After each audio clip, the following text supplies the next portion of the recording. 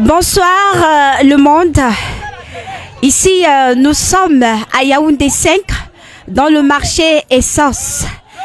À quelques jours des présidentielles au Cameroun, voilà le calvaire que vivent les populations de Yaoundé, la capitale politique du Cameroun. L'état d'inondis jonche le long des rues. Les ordures ont bouché les carnivores. Il n'y a plus moyen que l'eau circule. Nous sommes en plein marché Essence, l'un des marchés les plus populaires de la capitale politique du Cameroun. Regardez le calvaire. Regardez le calvaire. C'est pas la piscine, mais je suis dans l'eau. C'est ça le Cameroun, au marché Essence. Regardez le calvaire des commerçants. Le calvaire des commerçants qui payent leurs tickets tous les jours.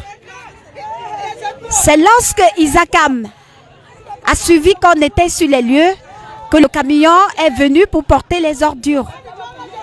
Regardez ce que les ordures ont causé en plein marché, les carnivores bouchés. Ça, c'est la piscine nationale. Les tickets sont payés. L'état d'inondis de partout. Les mouches, on dirait la capitale est dans la pourriture. Je suis placée, certainement, c'est dans les excréments des gens parce que l'eau est entrée dans les habitations étant donné que les carnivores sont bouchés à cause de ces ordures. Monsieur le Président Paul Biya, voilà ce à quoi ressemble la capitale politique du Cameroun. Les commerçants sont aux abois, les populations sont aux abois également. Tous les comptoirs sont inondés. Et juste ici, tout près, on vend de la nourriture. Les gens n'ont pas d'argent pour aller dans des grands restaurants. Ils sont obligés de manger dans des tourneaux d'eau qui sont envahis par des mouches, par des ordures. À quelques pas du centre-ville, voilà ce à quoi ressemble la capitale politique du Cameroun. Et les élections, c'est dans quelques mois. Les gens n'ont pas d'engouement d'aller s'inscrire sur les listes électorales parce qu'ils ne croient plus au Cameroun, parce qu'ils ne croient plus aux dirigeants, parce qu'ils ne croient plus en rien. C'est sauve qui peut. Pendant que les gens dorment dans des gratte-ciel, pendant que les gens roulent dans des prados, voilà ce que la population est en train de subir.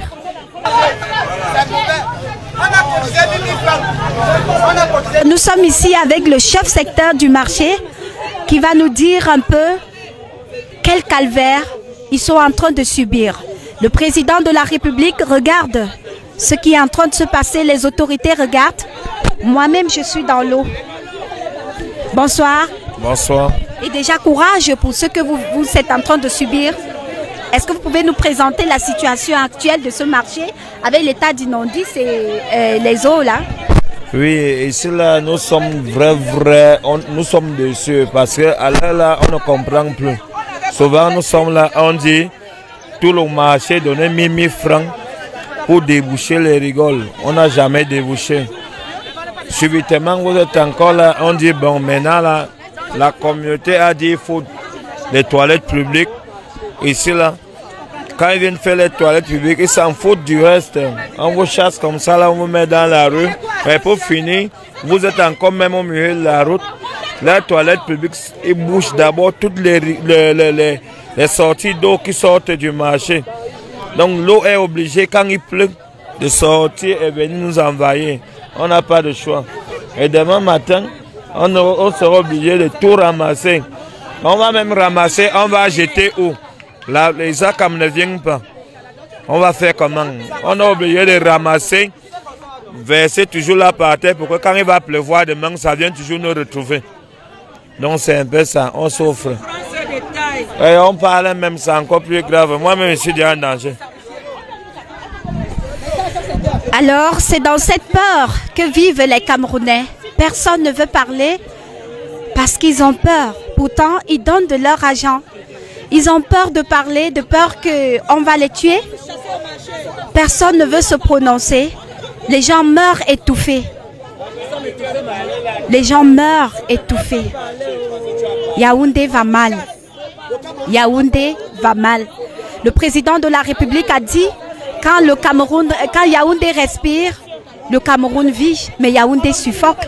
Le Cameroun est mort. Depuis le marché essence de Yaoundé, Marie-Rosine Gandouga et Romial Gacha pour My Media Prime Television.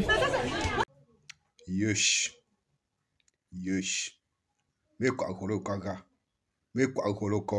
C'est comme ça que ma grand-mère s'exclame souvent au village quand elle est complètement dépassée.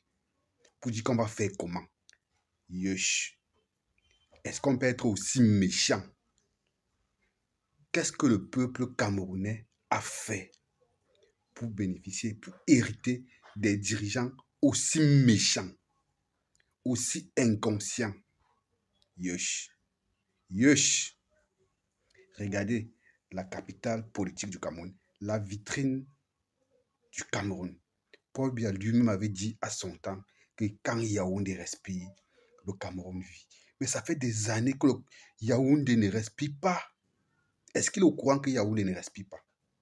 Vous avez écouté le président des commerçants de ce marché se plaindre de ce que les gars cotisent constamment auprès de la mairie pour arranger le marché. Mais on ne voit pas.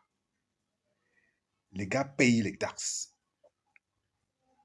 On ne ramasse pas les poubelles. Pourtant, les gars cotisent pour qu'on ramasse les poubelles. Et que même s'ils s'engagent entre eux à ramasser les ordures, où est-ce qu'ils vont verser ça puisque Isaac ne vient pas ramasser les ordures?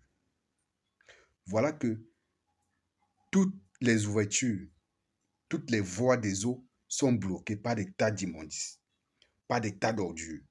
Voilà qu'il a plu une pluie diluvienne et que le marché est inondé.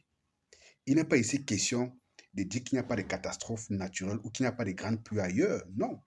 Mais comment est-ce que dans une capitale politique, en pleine centre-ville, les maires des arrondissements ou le super maire n'arrivent pas à gérer des b.a.-ba pareils? Qu'est-ce que ça coûte à la mairie de dégager ces voies-là qui sont englouties par les tas d'ordures ménagères? C'est ça qui est à l'origine de ces inondations. Vous avez écouté le reportage de notre consoeur. C'est ça qui bouge tous ces caniveaux-là. Et quand il pleut, l'eau cherche la voie, l'eau cherche la route.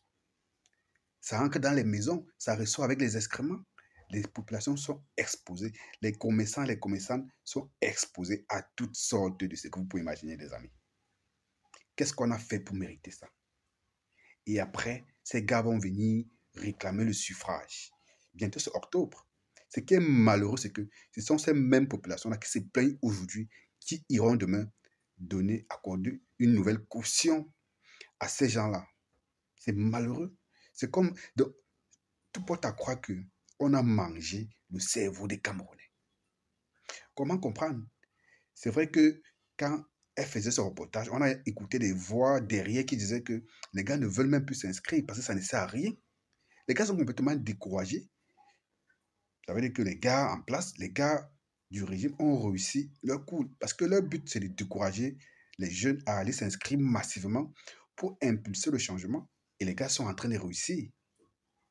Samedi dernier, c'était l'anniversaire du Rassemblement démocratique du peuple camerounais. On a vu dans presque toutes les communes du Cameroun, les élites avaient les mains décaisser des grosses sommes d'argent pour payer les artistes, pour payer les militants du RDPC, pour acheter des grands vins, pour manger. Mais pendant ce temps, les gars suffoquent, les gars souffrent, les gars meurent à cause de l'insalubrité dans les villes, à cause des maladies liées à la saleté, à l'eau, tout ce que vous pouvez imaginer. Tout ça, c'est la faute de Kamto. Oui, tout ça, c'est la faute de Maurice Kamto. Maurice Kamto, je ne sais pas s'il a regardé cette vidéo.